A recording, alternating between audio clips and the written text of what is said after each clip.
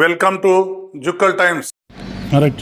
గోమాత సేవే మహాసేవ అనే సదుద్దేశంతో కామారెడ్డి జిల్లా పెద్ద కుడబ్గల్ మండలంలోని కాస్లాబాద్ గ్రామంలో గోశాల నిర్మాణానికి శ్రీకారం చుట్టారు. గ్రామానికి చెందిన పత్తి సంతోష్ సతీష్ స్వంత వ్యవసాయ భూమిలో ప్రత్యేక షెడ్ నిర్మాణం చేపట్టి అనాథ గోవులకు ఆశ్రయం కల్పించేలా గోశాలను ఏర్పాటు చేశారు.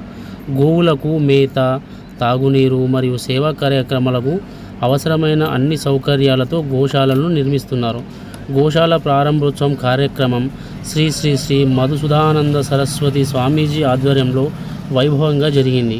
ప్రత్యేక పూజ, గోసేవ చేయడం ప్రతి మనిషికి దక్కే మహాభాగ్యమని పేర్కొన్నారు. మానవ జన్మలో గోమాత సేవలో భాగస్వామ్యం అయ్యే వారికి పుణ్యఫలం లభిస్తుందని స్వామీజీ తెలిపారు. పుణ్యాత్మలం కామా అంటే పుణ్యం చేసుకున్నాం కాబట్టి ఈ భూమి మీదకి మనుషుల్లాగా వచ్చాం. లేకపోతే పందిగానో, కుక్కగానో, ఈగనో, దోమనో ఎట్లానో పుట్టేవాళ్ళం ఈ భూమి మీద. కానీ ఆ పుణ్యం యొక్క ఫలితమే, ఎన్నో జన్మల పుణ్య ఫలితం ఇవాళ మనం మనుషులుగా పుట్టాం. ఈ జన్మను సార్థకం చేసుకోవడం కోసం మనం ఏం చేయాలనేది ప్రతి ఒక్కరం ఆలోచన చేయాలి.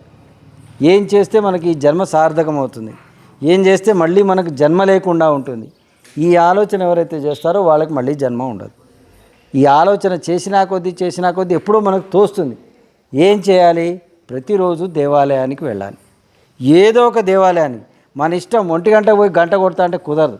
ఉదయం 9 లోపు 10 లోపు దేవాలయానికి వెళ్ళాలి. ఏ దేవాలయమైనా సరే రోజు ఉదయము సాయంత్రం ఉదయాస్తమయ సమయాల్లో ఇంట్లో దీపారాధన చేయాలి. ఉదయము సాయంత్రం ఇంట్లో కనీసం మన నోటికి రాకపోతే పాట రూపంలో వచ్చేటువంటి రికార్డ్ రూపంలో అయినా సరే భగవంతుడి నామం మన చెవుల నిండా వినాలి. విష్ణు సహస్రనామం వింటారా, లలితా సహస్రనామం వింటారా, వెంకటేశ్వర సుప్రభాతం వింటారా, రాముడు పాటలు వింటారా, మీ ఇష్టం. 33 కోట్ల మంది దేవతలు అందరికీ ఉన్నాయి పాటలు.